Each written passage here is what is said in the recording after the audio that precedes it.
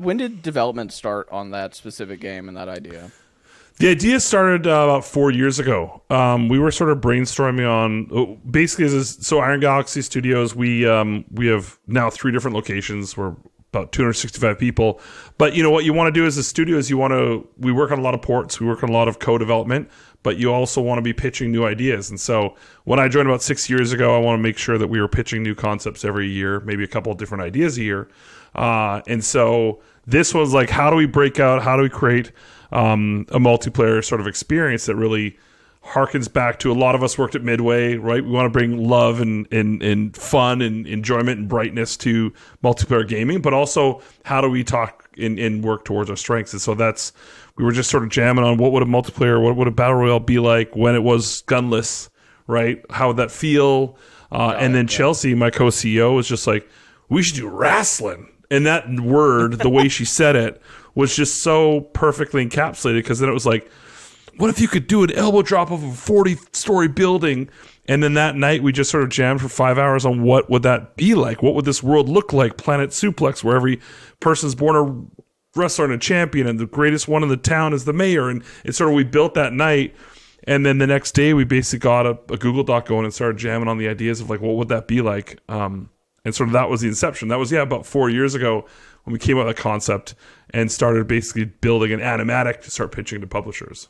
Yeah, the battle royale genre became incredibly congested very quickly, I feel like. You saw like sort of streaming success of H1Z1, and then, PUBG sort of broke the mold, and then Fortnite kind of took it even over the top in a way culturally that I think very few games have been able to touch the world in the way that Fortnite has culturally. For sure. Concerned about building in such a congested genre? Obviously, you just talked about differentiating by gameplay, but even just calling it a battle royale, being in a congested lane. Yeah, definitely. I think one of the things that people sort of like forget is battle royale isn't really a genre, it's a mode. And so what we want to do first, I think what a lot of other games that we saw that were becoming really popular had fantastic mechanics. If we look like Among Us, it was bringing our family together through COVID. We were playing together. But if you think about that world, do I want to be in that world for a prolonged amount of time? So I think the first thing we want to do is build a universe that people want to hang out in, right? And that's sort of where the Rumbleverse was born, of like, what does a movie look like in the Rumbleverse? Like, if you were going to watch The Little Mermaid in the Rumbleverse, what would that feel like? What would that look like? What would basketball, what would football play like in the Rumbleverse? And so that's sort of where we wanted to build a setting. And then what I love about it is we knew that we wanted 40 just sounded like a nice round number. I mean, it's definitely a throwback to the old battle royales that we had in wrestling many, many years gone by.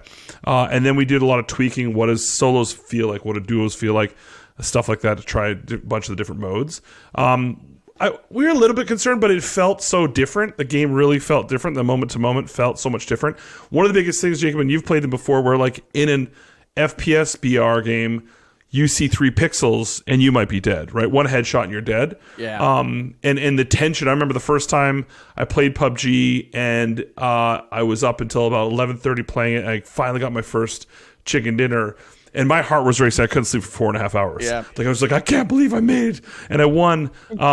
So of course how do you capture that feeling? But also, how do you make it like a roller coaster through? Like when I see another character and they can't hit me and I can't hit them, there's something kind of special. I mean, we experienced it in Journey when we play with strangers and see what that was like. And sort of exploring what that sort of almost visual interaction would be like with other players without having to get shot at, or maybe somebody's going to throw a protein packet or pod at you.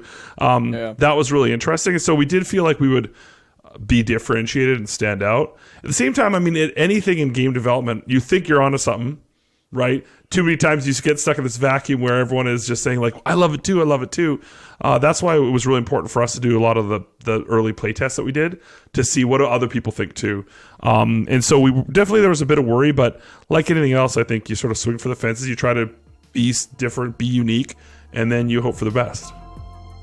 Thanks for watching Visionaries on YouTube. For more content, please subscribe to the Overcome channel.